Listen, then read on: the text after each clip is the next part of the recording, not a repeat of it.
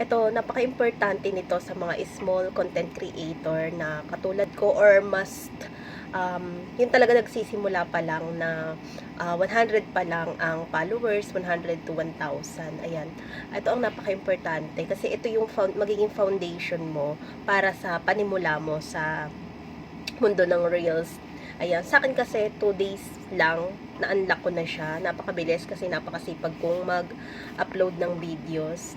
Ayan, sundin nyo lang yung nandyan, yung create new public content, comment on your content, yung mga nandyan, explore basic tools, gamitin nyo yan, and finish setting up your profile. Importante na kompleto yung details na nandyan sa profile nyo. Tapos, sipagan nyo makipag-engage, at sipagan nyo na mag-upload ng mga videos na nakaka-attract.